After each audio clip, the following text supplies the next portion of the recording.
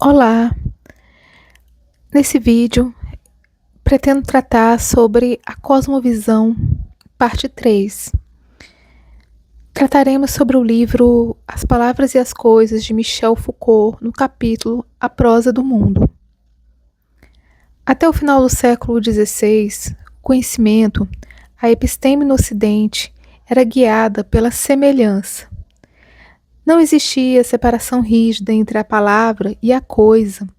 O mundo era como um grande texto sagrado que precisava ser lido, decifrado. Tudo estava conectado em um espelho mútuo.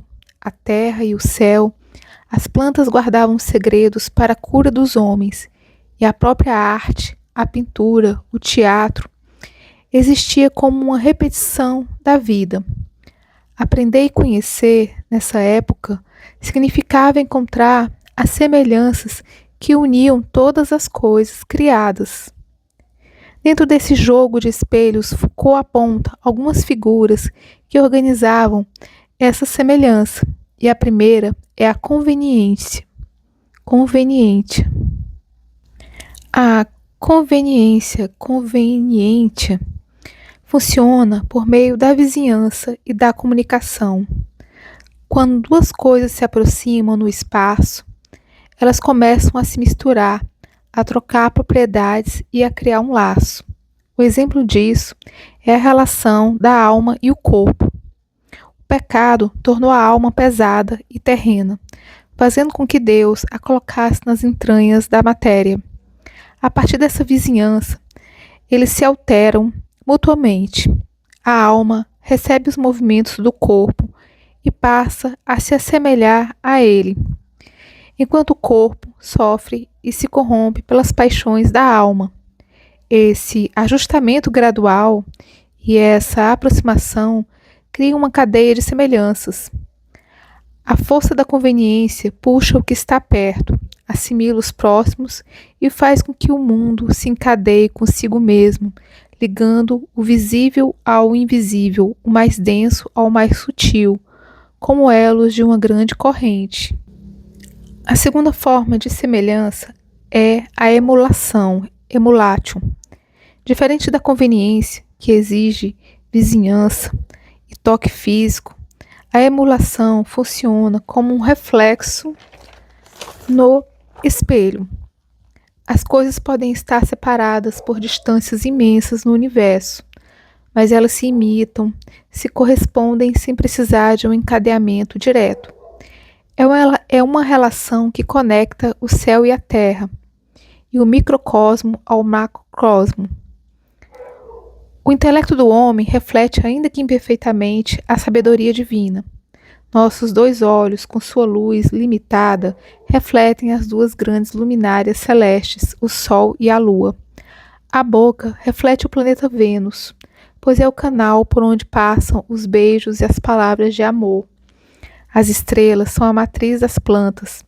Cada estrela no céu é a prefiguração espiritual de uma erva, e cada erva é uma estrela terrestre olhando para o firmamento. Existe uma espécie de eco, de uma mesma forma que se projeta à distância. O ápice dessa semelhança, por emulação, está na figura do homem. Por carregar esse espelho dentro de si, o homem é um ser livre e poderoso, que não deve obedecer a ordem alguma e nem a nenhuma criatura. O seu interior pode ser autônomo, porém, para que essa liberdade aconteça, há uma condição. Através da sua sabedoria, que é o seu saber, ele precisa se tornar semelhante à ordem do mundo. Ao compreender o universo, o homem recolhe o macrocosmo para dentro de si e equilibra o firmamento na sua mente. Nesse momento, o homem descobre que não está apenas sob influência das estrelas, mas que ele contém as estrelas dentro de si e carrega todo o firmamento e suas influências no seu interior.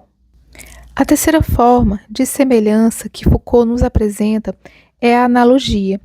Enquanto a conveniência exige o toque no espaço e a emulação é o reflexo à distância, a analogia funciona por meio de relações e proporções que se cruzam e se correspondem por todo o universo. Ela é como uma teia invisível que conecta o funcionamento e a estrutura de coisas completamente diferentes. Um exemplo: a carne do homem é a própria terra, cultivável, gleba. Seus ossos são os rochedos e as montanhas. Suas veias são os grandes rios que correm e desaguam no mar. Os seus 7 membros principais correspondem aos 7 metais escondidos no fundo das minas da terra. O corpo do homem é a metade possível de um atlas universal. A analogia cria um espaço de radiação. Imagine que o homem está no centro de um campo onde linhas de semelhanças irradiam por todos os lados. Ele é completamente envolvido por essas forças que vêm do cosmos, mas o processo não é passivo.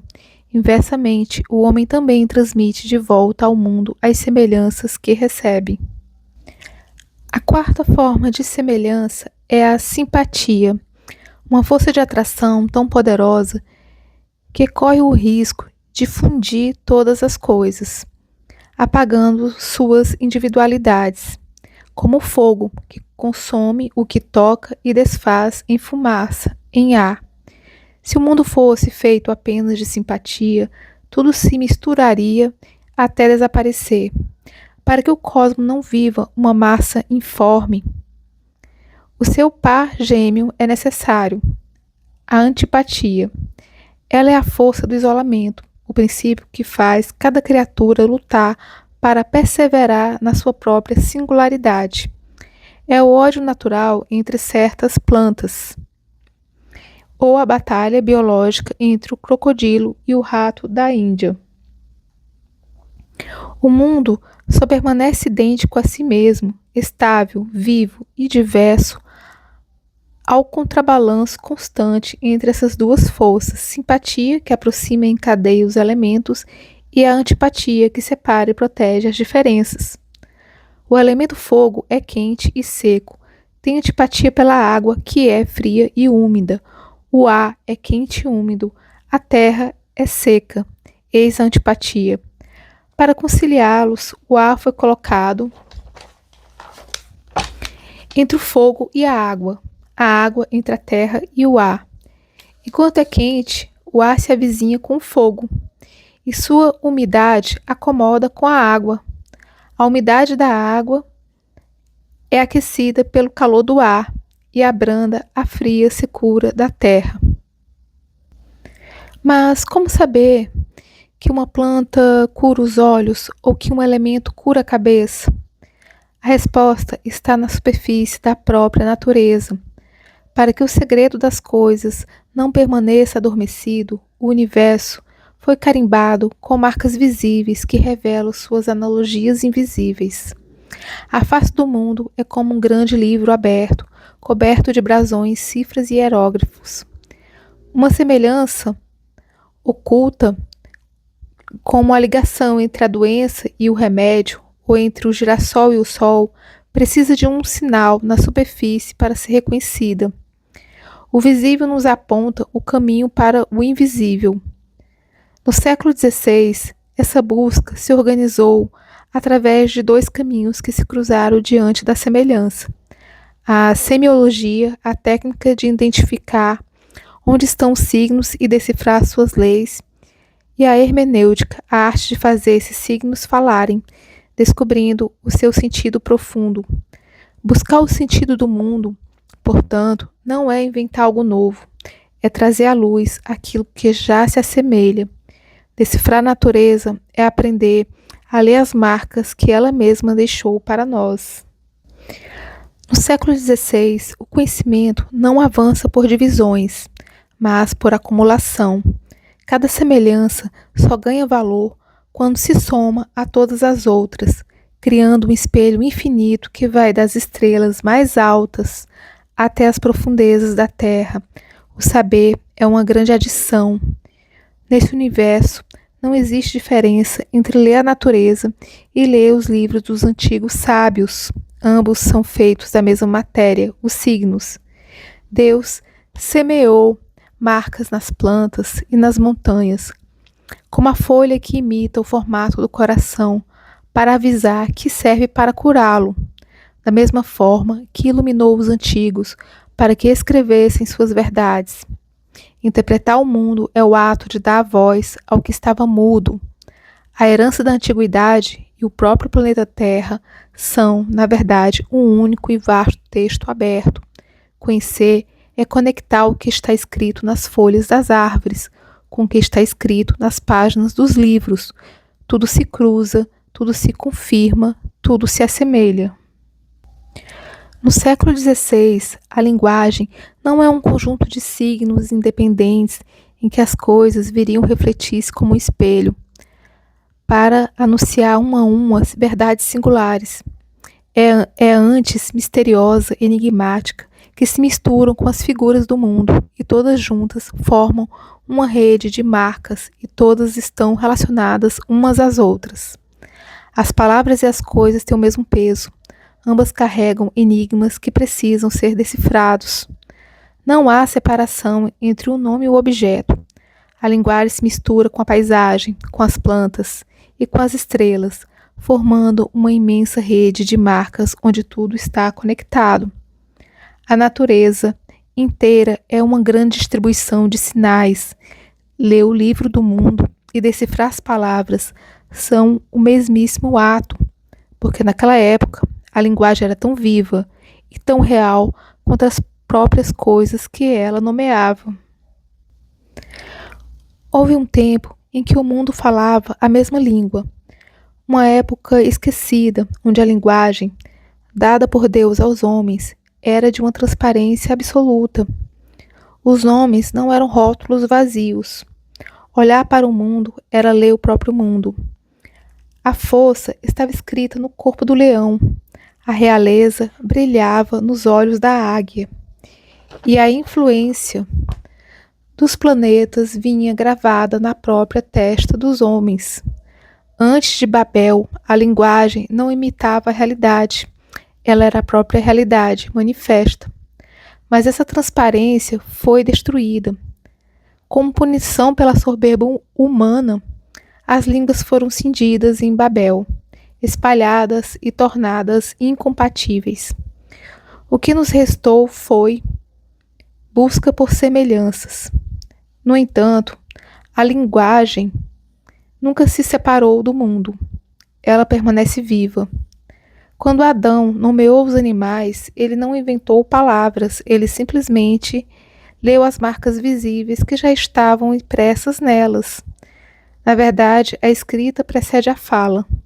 Antes mesmo do dilúvio, a natureza era um livro aberto, composto por uma escrita viva.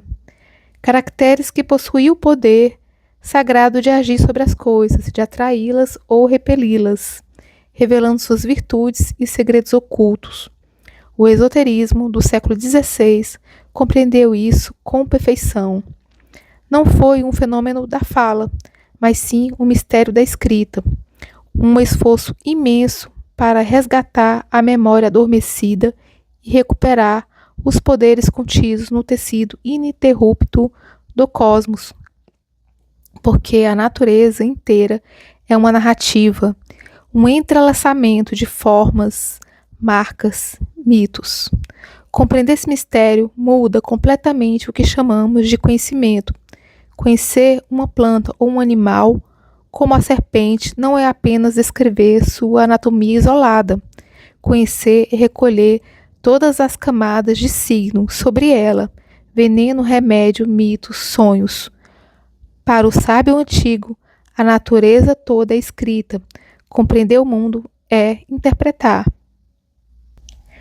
Mas essa forma poética de relação entre homens e cosmos estava prestes a ruir. A partir do século XVII, o Ocidente assiste à grande ruptura. Uma nova pergunta surge e muda tudo. Como o signo pode, afinal, estar ligado àquilo que ele significa? A idade clássica responderá a isso, analisando a representação. O pensamento moderno tentará decifrar o sentido da significação, mas o preço dessa mudança foi alto. A profunda interdependência entre a linguagem e o mundo que existia antes, nesse momento se acha desfeita. As palavras e as coisas vão se separar. O olho que antes lia os segredos divinos na matéria não existirá. O discurso que antes agia sobre as coisas e que falava do cosmos terá por única tarefa analisar. É o fim da prosa do mundo e o início da nossa era de isolamento racional. Mas como essa separação transformou nossa mente e abriu caminho para a ciência e o pensamento que temos hoje? Esse será o tema do nosso próximo vídeo. Até lá! Agradeço por quem assistiu. Muito obrigada!